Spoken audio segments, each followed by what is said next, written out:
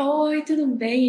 Hoje eu trouxe uma aula, assim, um pouco diferente. Se você quiser fazer OAB, alguma coisa, alguma prova, ela vai te ajudar porque ela traz as súmulas que mais caem, assim, né? Nessas provas, as mais específicas, as mais gerais, assim, que eu consegui trazer para agradar a gregos e troianos. Agora, se você é uma pessoa que não vai fazer OAB e você, né, quer só terminar o curso direitinho e tudo mais, eu acho que você vai se divertir. Porque quando a gente fala assim, mas o sistema brasileiro não vale nada, o pessoal aqui é doido. Cara, não é. Tanto que não é, que o negócio é tudo amarradinho, bonitinho. Tem isenção, tem benefício fiscal. Os caras pensaram em tudo. Tudo. Tem as coisas de não incidência. Tem tudo. Você não pode falar que é ruim, você pode falar que você não quer pagar. Agora, falar que é ruim, você não pode. Tem súmulas aqui que são extremamente interessantes. Eu acho que não é. Eu queria começar pelas do STJ.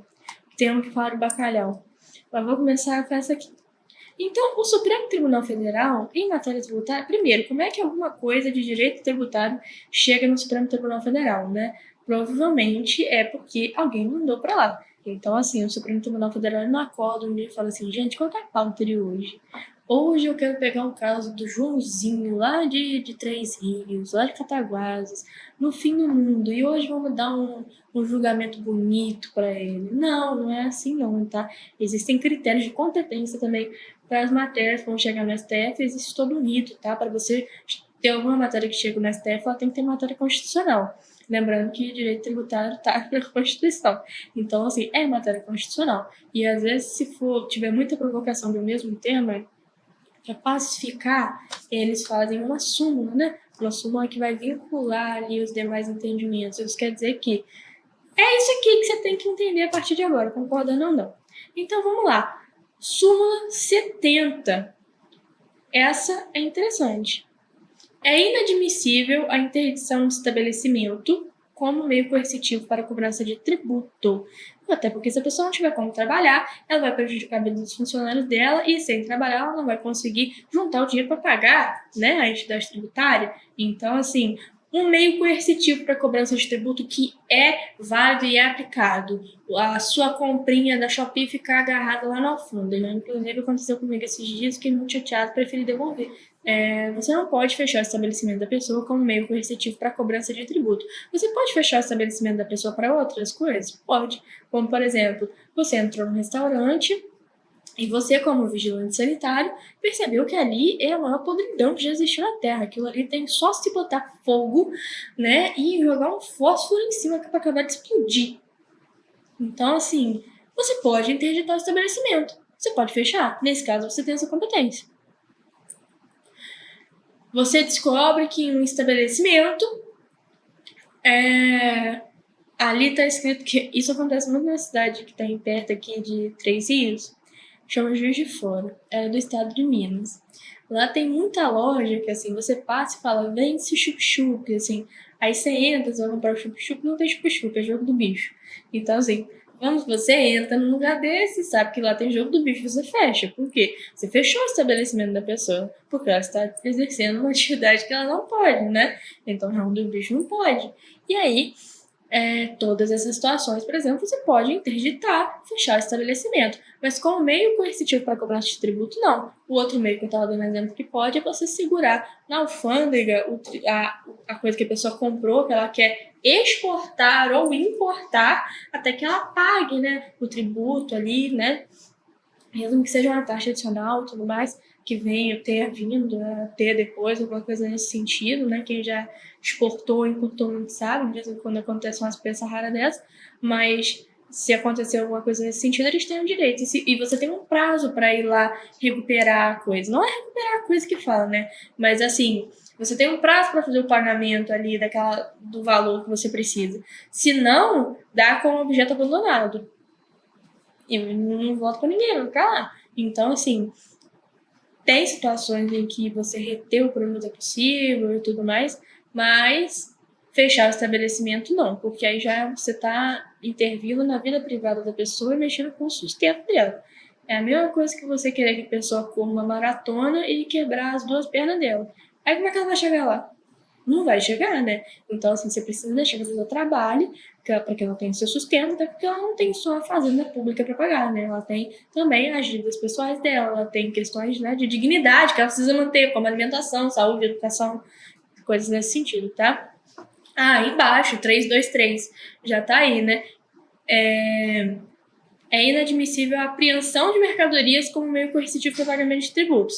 Mas quando a gente está falando de alfândega, você não está falando de apreensão de mercadorias, você está falando que ela não vai ser desembaraçada. Ou seja, porque você não cumpriu com o procedimento administrativo. Para que?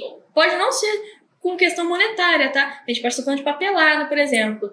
Tem o site do Sicomex, onde você faz todo esse trâmite aí online, né? De importação, exportação e tudo mais. Você, né, tem uns recibos, uns papel que você precisa ter. Se você não cumpre com essas obrigações, seja ela principal, acessória, seja lá o que for, se você não cumprir, o produto não é liberado. Então, isso não é apreensão, ninguém vai levar para casa. Mas a gente está falando de uma situação em que não vai ocorrer o desembaraço, então ela não vai ser liberada. Pode ser que ela volte para sua casa, pode ser que ela volte lá para a pessoa que mandou para você, né?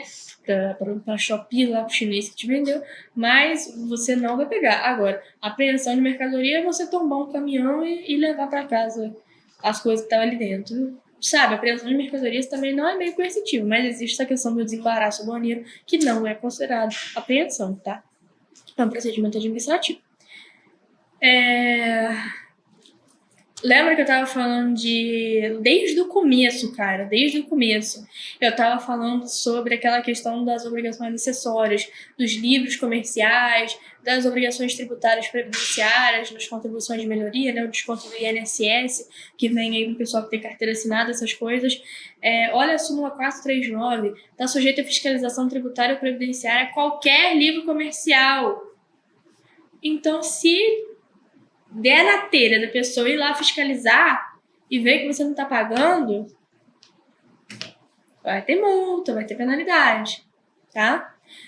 Agora, ela tem que ser limitada, né, essa fiscalização aos objetivos da investigação que estão ocorrendo. Tá? Você está sendo investigado por sonegação de imposto e eles acham que aqueles livros tributários eles vão achar alguma coisa, ótimo, você está sendo condenado, né, na vara da Fazenda Pública e na vara trabalhista porque você não assinou carteira. Aí, como meio de comprovar que você não assinou carteira, já que você já está devendo lá na Fazenda Tributária também, eles dão uma confiscada nos seus livros empresariais, dão uma olhada e percebem que você não tem nada escriturado ali, nada. Tá em branco, era só fachada. Então, assim, mas você tem que se limitar aos objetivos da investigação. É igual a pessoa vir aqui, onde eu estou agora, querer fazer polícia bater na porta da sua casa, ou vir aqui onde eu tô agora, querer fazer uma busca, né, pelo local, né, e tudo mais. Quando você tem esse mandado aí de busca e apreensão, coisas assim, não só busca e apreensão, né, mas esses mandados para entrar em casa e tal, esqueci o nome agora, nossa, na hora que eu precisava. Mas você tem esses mandados, você tem que respeitar um horário, não pode ser 6 horas da manhã nem 6 horas da noite, assim, não pode ser de madrugada, né, no dia a dia, né, 5 horas da manhã já é dia, mas tô falando assim, um senso comum, porque aqui a intenção não é dar aula de direito penal, nem de processo penal. Mas você vai ter um mandato para você poder fazer uma busca na casa da pessoa. Você vai 2 horas da manhã? Não, né? Você tem que respeitar também. Você pode sair revirando tudo, quebrando tudo? Não. Quando você entra num escritório de um advogado, por exemplo, para fazer uma investigação, você acha que ele é advogado de facção. Então você vai procurar indícios que liguem ele é aquele cliente a esse trabalho aí com proteção de membros de uma facção e tudo mais. Você não pode sair abrindo as fichas, as pastas, os documentos de todos os clientes. Você tem que ficar focado naquilo que é objeto da investigação. É o que eu sempre falo, né? Entre a teoria e a prática existe um abismo, mas a teoria é essa. 536 são imunes ao ICMS os produtos destinados à exportação. Então, os produtos industrializados que são destinados à exportação, eles não vão pagar nem ICMS, nem IPI. Porque se ele tivesse que pagar o ICMS também para chegar no porto, ele jamais chegaria. Mas imagina se ele é produzido lá no Acre. Como é que ele vai chegar, né? Então, assim, existe essa imunidade também, tá? Uma imunidade, como eu já falei. Mas a imunidade não está na Constituição? Lembra do que eu falei na aula de benefício fiscal? A imunidade ela pode sempre ser estendida, nunca diminuída. Então, você quer acrescentar coisas ao artigo 150? Ótimo. Agora, você quer tirar? Não, não, tá? Existe a possibilidade do imposto do IPTU ser 539, que eu tô agora, tá? Existe a possibilidade do IPTU ser reduzido se a pessoa só tiver um imóvel, mas isso aí eu nunca vi, tá? Aqui na minha cidade, por exemplo, eu tô todo mundo cagando. Ah, você tem um imóvel, tem dois, tem três? Não. O que manda mesmo é essa questão da função social da propriedade. Ah, um terreno baldio, que a pessoa é proprietária. Ah, vai pagar mais. Vai pagar mais porque podia ter muita coisa boa sendo feita nesse terreno. Não está sendo feito, então paga mais agora. Isenções tributárias concedidas. Nossa, na última aula que eu gravei eu tava falando de isenção. Não sei se é a última que você viu, mas é a última que eu falei, pelo menos. 544. Isenções tributárias concedidas sob condição onerosa não podem ser livremente suprimidas. Condição onerosa é quando você precisa de alguma coisa, algum requisito para conseguir aquela isenção. Então, por exemplo, um exemplo aqui da área civil. Deixarei de herança para minha querida neta um carro muito chique. Pensa num carro muito chique. Não sei agora. Um Quid é chique? Não, né? Deixarei para minha neta R$ 1.000.000 como herança, caso ela passe na faculdade. E se ela não passou na faculdade? Ela não especificou o curso, tá? Vamos falar. Deixo R$ 1.000.000 para minha neta quando da minha morte, caso ela passe para o curso de medicina. Mas você não quer fazer medicina, você quer fazer outra coisa. Eu não quero ver gente morta, eu não quero mexer com doente, eu não quero ver gente. Então eu não faço medicina. Eu vou fazer veterinária. Mas eu adoro bichinhos. Não vai ganhar herança. É sério, pô, não vai ganhar herança. Não tô brincando, você realmente não vai ganhar. Não vai, porque você não cumpriu a condição onerosa. É igual a isenção tributária concedida sob condição onerosa. Ela não pode livremente ser suprimida. Então, assim, você não pode ganhar herança se você não entrou no negócio que a velha mandou você entrar, pô. Era condição onerosa. Agora, um exemplo tributário darei isenção tributária para todos aqueles que comprarem carro zero no ano de 2024. É isso. Você não pode acordar amanhã e falar assim, acabou! Acabou! Não. Se você só der isenção e tirar, ok. Mas se você estiver tentando beneficiar uma classe especial de pessoas ou um grupo especial de pessoas por algum motivo em específico, você vai ter que esperar acabar o período da isenção que você deu. Bom, 547. Não é lícito à autoridade tributária proibir que o contribuinte exerça suas atividades profissionais. Por isso que ela não pode, por exemplo, fechar o estabelecimento em que ela trabalha, tá? Ou mandar demitir ela. Não tem isso, tá? 669.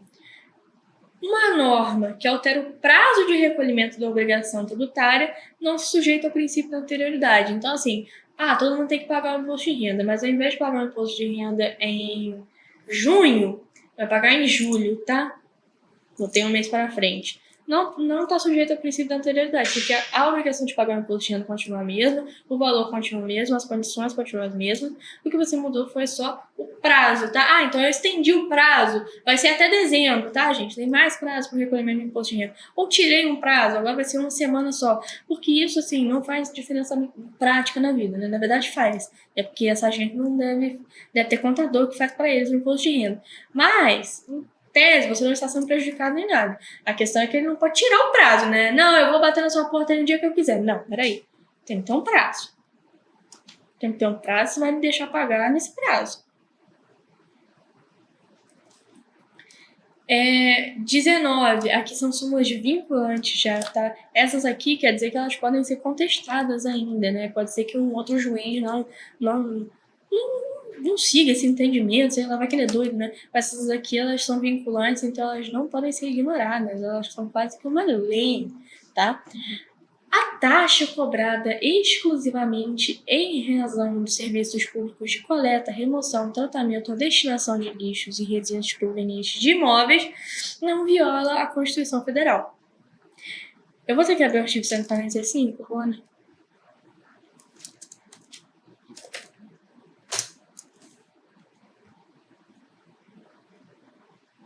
145 qual, gente? 2. Ó, taxas são cobradas em razão do exercício de poder de polícia ou pela utilização efetiva ou potencial de serviços públicos específicos e divisíveis prestados ao contribuinte ou postos à sua disposição. Você cobrar ela não só pela remoção do lixo, mas pelo tratamento, tá? Pode ser de um terreno baldio. Já gera a possibilidade de taxa, tá? Então você não precisa ter aquela coleta que você fala assim, nossa, eu vi o caminhão do lixo passando na minha rua. Não. A simples retirada, tratamento, a correta destinação, a correta gestão dos resíduos. Porque não adianta nada também a pessoa pegar, tirar da porta da sua casa e botar na outra esquina. Não adianta nada para fazer um lixão e contaminar o solo, a água e tudo. Tô falando isso porque aqui na minha cidade tem rio, né? Se contaminar o lençol freático, acabou, né? Acabou pra todo mundo aqui. Vai estar todo mundo tomando água de cocô do rio. Por causa do lixão. Então, assim, você fazer só esse procedimento de gerenciamento dos resíduos também já gera a possibilidade de cobrança de taxa, tá? Isso não viola a Constituição. Quando você... Em súmula vinculante número 29. Quando você for fazer o valor de um cálculo, ou vai calcular o valor de uma taxa, é possível que você utilize elementos da base de cálculo de algum imposto. Então, por exemplo, é porque não pode ter integralidade da semelhança, tá? Você não pode cobrar o mesmo valor. É igual quando a gente estava vendo IPTU e ITR. Não é só porque os dois são sobre a propriedade que os dois têm que ter a mesma base de cálculo, a mesma alíquota, até porque uma propriedade rural pode não ter o mesmo valor que uma propriedade urbana. Então, assim, não é só porque a ITR que tem que ser mais barato, ou não é só porque as duas são de imposto sobre a terra, né, sobre a propriedade, que os dois têm que ter o mesmo valor. Não, você não precisa ter essa identidade de valores. Cada um tem sua base de cálculo própria, tá? Então você não precisa confundir. Isso é uma pergunta que cai muito na OAB. Foi criado novo tributo com base de cálculo idêntica ao imposto, não sei das quantas. Tá errado, tá? Já sabe que tá errado essa base de cálculo. Tem que ser uma base de cálculo própria, pensada para o imposto, com aquela finalidade arrecadatória fiscal, tá? Pensando ainda se existe alguma função extrafiscal de uma alíquota que ele possa vir a ter ou não, tá? Mas aí ele está dando permissão para que uma taxa possa ter como elemento da base de cálculo um critério de imposto. Igual, por exemplo, quais são os critérios de cobrança dos impostos? A gente tem, por exemplo, imposto do IPTU, é o valor venal do imóvel. O ITR é o valor venal da terra nua. Você pode pegar algum desses critérios e utilizar na cobrança de uma taxa, tá? Mas você só não pode, repete, mas não faz igual. Copia, mas não faz igual, tá? Assim. Serviço de iluminação pública, a gente falou dele quando a gente estava falando sobre as teorias, né? Que existem sobre a quantidade de espécies tributárias que tem, teoria sexta partida, que consideraria a iluminação pública como um novo tipo de tributo, né? Esse tributo não pode ser remunerado mediante taxa, tá? Não existe consenso na doutrina se isso é ou não uma espécie tributária, tá? Por enquanto a gente continua com a teoria pentapartida, tá? Na entrada de mercadoria importada é claro que ela foi do exterior, né? Mas na entrada de mercadoria importada é legítima a cobrança do ICMS. Então, assim, você... principalmente para nós, assim, que moramos nessas áreas rurais, assim... Mentira, aqui não é área rural, tá? Mas é realmente bem no meio do nada. Assim que é bom, né? Já visitei cidades piores, que eram mais ainda buraco de cobra ainda. Mas, assim, o que eu tô querendo dizer é... Se você mora num sovaco de cobra, que nem eu, para o negócio chegar até na sua casa, ele tem que passar por vários municípios e por vários estados. Então, nesse caso, é legítima a cobrança de ICMS para esse transporte interestadual, intermunicipal, coisas nesse sentido, tá? Ainda que alugado a terceiros, permanece imune ao IPTU o imóvel às entidades que têm imunidade, como, por exemplo, partido político, sindicato e entidades, templos religiosos, organizações beneficentes, essas pessoas. Por que isso aqui tá aqui como súmula. Isso aqui cai muito também nas provas, tá? Digo OAB.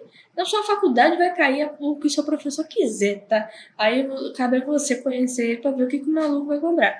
Agora, na OAB, isso aqui às vezes cai. E aí vem assim, ai, uma igreja. Nossa, esse inclusive eu já resolvi uma questão dessa. Uma igreja abriu um estacionamento e ela cobra um valor para você estacionar no estacionamento.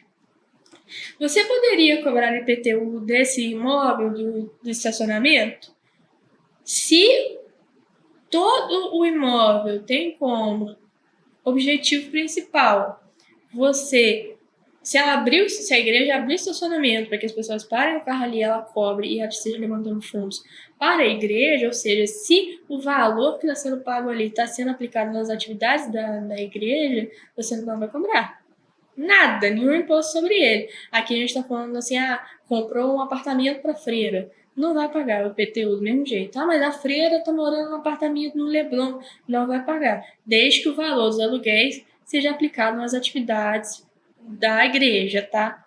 Então é isso. Tudo que você tiver, o sindicato criou um clube lindo, mas os valores de quem frequenta o clube estão sendo aplicados aonde? Tá tudo voltando para o sindicato, então ele está criando uma forma de se alimentar, né? Ele está criando lucro para ele mesmo. Continua tudo imune, tudo segue normalmente, tá? Aí o que eu estava falando na última aula de imunidade, né? A gente estava falando sobre livros, jornais, essas coisas. A imunidade a livros, jornais, papéis, né? Essas coisas aplica-se aos e-books de suportes utilizados para fixá-los, tá? Essa é a nossa aulinha sobre súmulas do STF. Espero que você tenha gostado. Tão curtinha, tão bonitinha. Adoro quando a aula fica curtinha. Tenho certeza que vocês ficam muito felizes, tá? A gente vai fazer agora uma aulinha sobre súmulas do STJ, tá? Tem um pouquinho mais de coisa, mas ainda assim, super tranquilo. Espero vocês lá comigo. Não desista. Tem uma que é sobre bacalhau, muito interessante, para você ver como eles pensam em tudo.